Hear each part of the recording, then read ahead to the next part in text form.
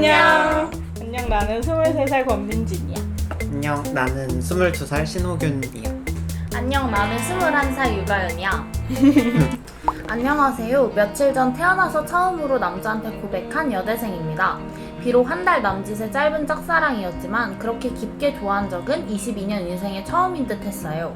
누군가를 일방적으로 좋아하면 얼마나 사람이 조급해지고 불안해지는지도 깨닫게 되었고요. 학교에서 아이폰을 분해해서 새롭게 조립하고 있는 오빠의 모습을 보고 첫눈에 반해버렸어요. 함께한 술자리에서 머리를 묶어주고 쓰담쓰담 해주는 감정 없는 터치가 며칠 동안 밤을 설치게 만들었고 설렜던 것 같아요. 오빠를 볼 시간이 퇴근 후 7시 이후 정말 짧은 시간이 전부였지만 보는 날이면 하루 종일 기분이 좋았어요. 인턴 업무가 아무리 힘들어도 힘들지 않았어요. 잘 보이겠다고 오빠 보는 날에는 굽 높은 구두를 신고 하루 종일 업무 보면서 뛰어다니고 발에 물집이 다 터져도 발이 아픈 줄도 몰랐던 것 같아요. 카톡이 오면 하루 종일 마음이 붕붕 뜨고 안 오면 죽어버리고 싶고 롤러코스터 타는 기분이 이런 거구나 싶었어요. 그렇게 매력있는 사람이 저한테 다정하게 굴고 생일도 일주일 전부터 챙겨주고 연락해주고 걱정해주고 여지까지 주니까 이렇게 멋있는 사람은 놓치면 안 되겠다는 생각이 들었어요. 정말 태어나서 처음으로 그런 직진 고백을 했어요. 그것도 연달아. 상대방의 마음이 나와 같기를 바라는 건 나의 이기심일까요? 좋은 동생으로 차였음에도 불구하고 후련해지기는커녕 거절까지 너무 설레게 하는 오빠 때문에 정신이 하나도 없어요. 친구들은 어장이라고 미쳤다고 그렇게 좋은 사람은 아닌 것 같다고 하지만 저는 왜 이렇게 싫어지지가 않는 걸까요? 그냥 정이 완전히 떨어져서 그 오빠를 싫어하고 싶어요. 너무 힘들어요. 이제 얼굴은 또 어떻게 보나 싶다가도 너무 보고 싶어서 왕복 1시간 거리인 학교를 갔다가 오빠가 혹시라도 학교에 올까봐 서성거리다가 집에 오기도 했네요. 저 어떡하죠? 이 미적지근한 밤. 어떻게 생각하세요? 근데 얘는 근데- 어장 아니야? 완전 어장이죠. 완전 어죠. 그냥 솔직하게 저는 소신 있게 말하자면 이렇게 사연자분한테 지금 너무 망둥 렌즈가 껴져서 약간 이렇게 어떤 행동을 해도 코를 풀어도 멋져 보이고 그럴 수 있지만 좀 냉정하게 말하자면 어장이 맞는 것 같고요. 사연자분을 위해서라면 이분이랑 잘 해보라고 말하고 싶지는 않고 지금 당장은 이 사람 아니면은 다시 누군가 못 만날 것 같고 자존감도 계속 낮아지실 텐데 정말 자존감 낮아질 필요 절대 없고 그렇게 다시 사연자님이 좋아할 수 있는 그리고 사연자님을 그만큼 아니면 그보다 더 좋아해주는 사람을 언제든지 만날 수 있으니까 자신감 가지시고 너무 낙담하지 않으셨으면 좋겠어요. 내가 생각하기에는 이 사연자도 그거를 모르고 있진 않을 것 같아. 맞아. 내가 좋아해서 어. 더 멋있어 보이고 이런 거는 있는데 그게 마음대로 안 되니까 더 고민일 것 같아서 내가 생각했을 때는 그냥 자기가 할 수 있는 한 최대한의 노력을 해서 그 사람한테 다 해보고 난 다음에 내가 진짜 마음에 이제 미련도 안 남는다 할 때까지 도전해보는 것도 하나의 방법이라고 생각을 해. 근데 너무 부담스러워하지 않을까요? 맞아요. 근데 상대방 입장에서는 부담스러울 수 있지만 이기적으로 봤을 때 그렇죠. 내가 마음 편하려면은 그게 가장 좋다고 생각을 하고 네. 그리고 내가 진짜 싫어하는 말이 있는데 시간이 약이다. 이거는 진짜 모든 일에 해당이 되는 거라서 그냥 힘든 만큼 힘들어하는 건 방법이라고 생각합니다. 근데 여자가 고백을 했다는 거는 어느 정도의 그 확신이 있었기 때문에 한 거 아닐까? 맞아. 그러니까 분명히 그 남자가 여지를 줬는데 고백을 했는데 차였다. 이거는 어장님이 확실한 게 아닐까. 저는 그래서 만약에 잘 된다고 해도 그렇게 오래 가지도 못할 거예요. 아무튼 뭐 잘 안 됐으면 좋겠어요. 솔직히 사연자님이 아까워요. 맞아.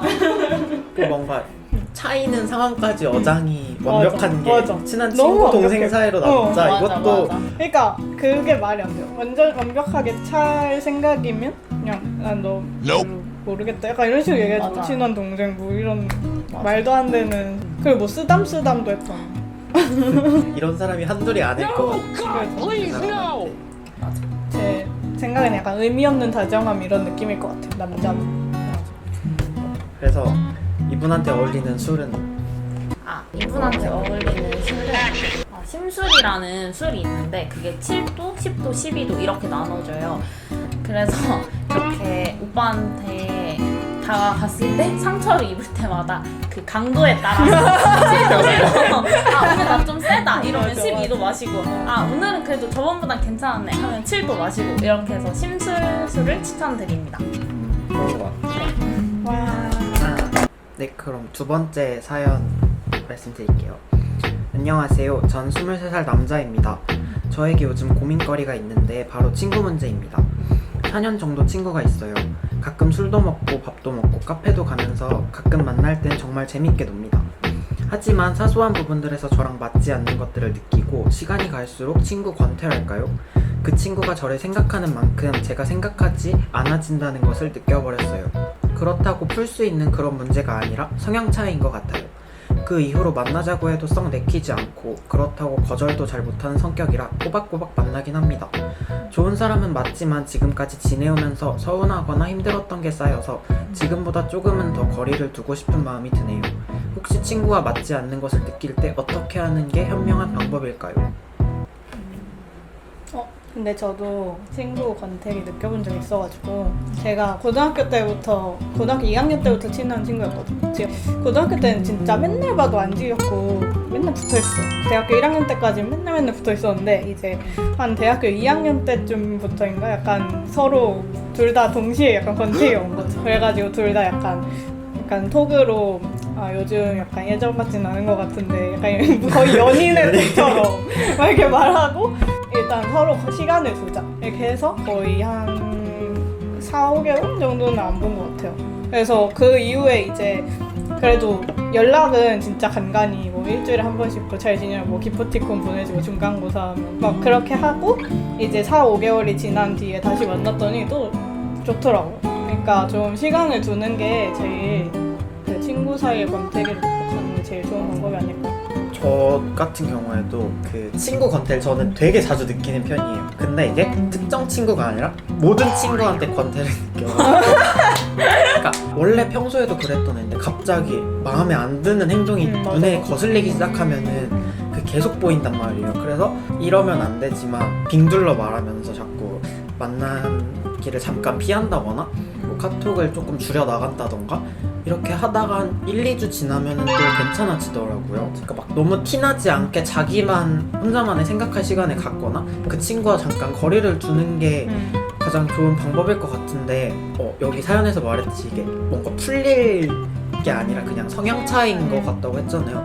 근데 이게 너무 많이 만나서 그것도 그런 것도 있고 이게 아무리 친구 사이라지만 말을 안 하면 절대 모르거든요. 맞아요. 그래서 일단 친구랑 한번 뭐가 좀 힘들었고 너는 힘들지 않은지 한번 대화의 시간을 가져보는 것도 나쁘지 않다고 생각합니다. 말을 하고 이제 그러면 그 친구도 뭐 시간이 필요하다 하면 그 친구도 이해해주고 이제 시간을 서로 갖으면 이제 또 괜찮아질 것 같아요. 저도 이 두 분의 의견에 굉장히 공감하는 게 저는 실제로 약간 권태가 싸움으로 이제 이어진 거죠. 그래서 친구랑 제 인생의 처음이자 마지막 손절을 딱 한 번 해본 적이 있는데 그렇게 손절을 해보고 나서 느낀 게 그때 내가 그 당시에 친구한테 내가 뭐가 속상했고 어떤 점이 힘들었는지를 말하고 그 친구의 의견도 한 번 더 들어본 다음에 침착하고 감정적이지 않고 이성적으로 행동을 했다면 지금 달라졌지 않았을까 이런 생각이 들어서 저도 이 두 분의 의견에 공감합니다. 손절은 아닌 것 같고 맞아요. 그건 그래도 시간을 두고 지켜보는 게 맞지 않아요. 이 사연에 좀 어울리는 술 종류가 있을까요? 저는 일단 생각을 했던 게 그 마음에 안 맞는 친구와 같이 소주를 한잔 하면서 정말 진솔한 얘기를 한번 해보는 게 가장 좋지 않을까 생각을 합니다. 살짝 도수가 필요할 것 같으니까 참이슬 빨간 뚜껑으로. 세 번째 사연입니다. 아직 2학년인데 꿈이 불분명한 것 같아요. 오랫동안 어린이집 선생님이 되고 싶어서 이에 관련된 학교와 과에 입학했는데 이제 와서 갑자기 드라마 작가가 되고 싶어요. 학교 공부와 드라마 작가 공부를 병행하기엔 너무 무리가 있는데 지금 마음 같아선 드라마 작가가 되고 싶어요. 하지만 나중에 또 마음이 바뀌어서 어린이집 선생님이 되고 싶을까봐 걱정이에요. 저는 어떻게 하면 좋을까요? 근데 저는 관련된 이미 사연자분이 관련된 학과에 입학을 하셨다고 하셨잖아요. 그러니까 일단은 뭐 어린이집 교사였나? 교사의 꿈을 향해서 나가고 이제 그 드라마 작가는 제가 알기로는 그 방송 학원 아카데미에 졸업하고 들어가도 늦지 않거든요. 그때 해도 충분히 늦지 않을 것 같다는 생각이 들어요. 지금 조급해야 할 필요가 전혀 없다는 생각이 들어요. 그리고 저는 개인적으로 아직 2학년이시잖아요. 그러니까 솔직히 휴학을 하고 뭐 1년 동안 혹은 6개월 동안 드라마 작가 관련된 공부하면서 경험을 좀 쌓고 어떤 길이 더 나한테 잘 맞을지 고민해보고 경험해봐도 충분히 늦지 않은 시기라고 생각을 하기 때문에 뭐 휴학을 하는 것도 방법이고 아니면 2학년이면 아직 편입할 수도 있고 그렇기 때문에 전혀 조급해하거나 불안해할 이유는 없다고 생각합니다. 저는 뭔가 드라마 작가랑 유치원 교사랑 비교를 해봤을 때 현실적으로 봤을 때 안정적인 직업은 유치원 교사잖아요. 맞아요. 그 유치원 교사가 일단 되면 방학도 있고 개인적인 시간이 너무 현실을 찌르신 거 아니에요? 그러니까 다른 직업군과 개인적인 시간이 많이 확보가 되는 걸로 알고 있어요.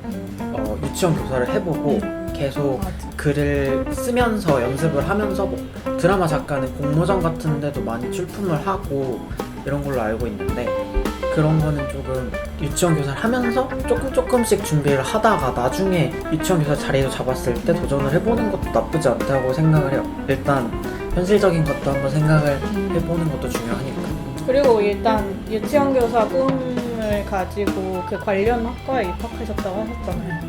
그게 되게 좋은 것 같아요. 저 같은 경우는 과가 안 맞아가지고 고생을 하고 있는데 그래도 어쨌든 흥미 있는 학과에 들어갔으니까 열심히 공부하시면 좋은 결과 있지 않을까.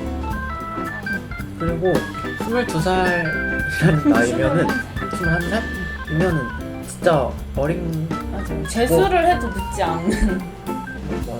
뭘 해도 늦지 않았으니까 그냥 하고 싶은 거 있을 때 30까지는 하고 싶은 거 해봐도 요새는 그리고 제2의 직업이 하나만 있으면 안 된다고들 하잖아요. 뭐 유치원 교사 하다가 은퇴하고 드라마 작가 해도 솔직히 맞아요. 드라마 작가 틈틈이 쓰고. 60 돼도 글 못 쓰는 거 아니잖아요. 맞아요. 그래서 언제든지 하고 싶은 거 있으면 저희가 이번 사연에 추천하는 술은 맥주.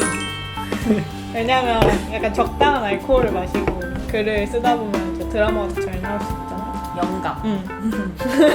일기같이. 그래서 약간의 알코올을 곁들이면서 드라마 작가 준비를 해 나가보니 어떨지 하는 생각이 밤마다 이제 쓰는 거지.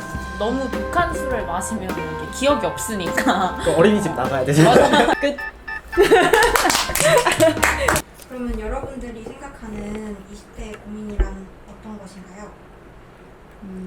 20대 모르겠어.